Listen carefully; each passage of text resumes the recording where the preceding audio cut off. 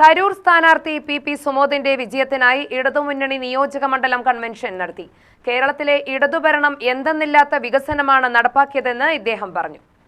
Vadakkanchery Rolex ഓഡിറ്റോറിയത്തിൽ നടന്ന convention CPM കേന്ദ്ര കമ്മിറ്റി അംഗം കെ രാധാകൃഷ്ണൻ എം പി ഉദ്ഘാടനം ചെയ്തു.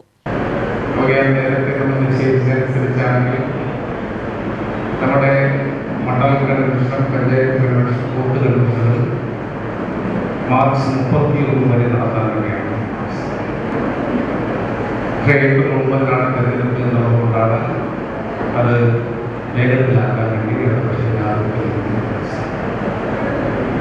അടിസ്ഥാനത്താണ് നമ്മുടെ കൺവെൻഷൻ ഇവിടെ ചെയ്തത്.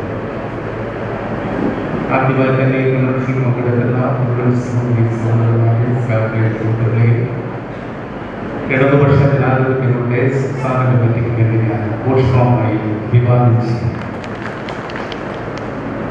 ഈ തെരഞ്ഞെടുപ്പിന്റെ പ്രാധാന്യം പ്രസക്തിയും രാഷ്ട്രീയ കാര്യങ്ങളും ഏറെ സമയമെടുക്കുന്നതോട് സംസാരിക്കുന്നത് ഞാൻ കരുതുന്നു. നമുക്കറിയാം, അടുത്ത് തന്നെ നമ്മൾ തെരഞ്ഞെടുപ്പ് നേരിടുകയും അതിൽ നാം വലിയ രീതിയിൽ രാഷ്ട്രീയം സംശയിക്കുന്നത് ആ തെരഞ്ഞെടുപ്പ് ത്രിതല പഞ്ചായത്ത് തെരഞ്ഞെടുപ്പായി.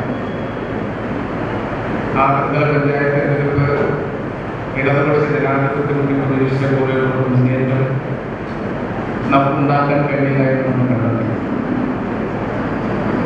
2019 പാർലമെന്റ് തെരഞ്ഞെടുപ്പ് കഴിഞ്ഞ ശേഷം 2020 നടന്ന ത്രിതല പഞ്ചായത്തിൽ കൂടുതൽ മുന്നേറ്റമാണ് ഇടതുപക്ഷ ജനാധിപത്യത്തിലേക്ക് ഉണ്ടാക്കാൻ കഴിയുന്നത്.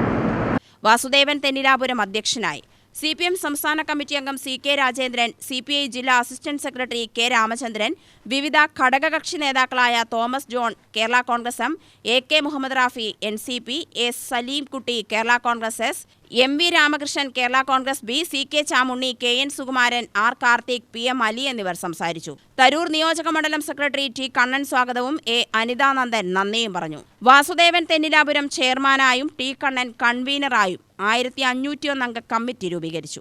UTV news, Palakkad.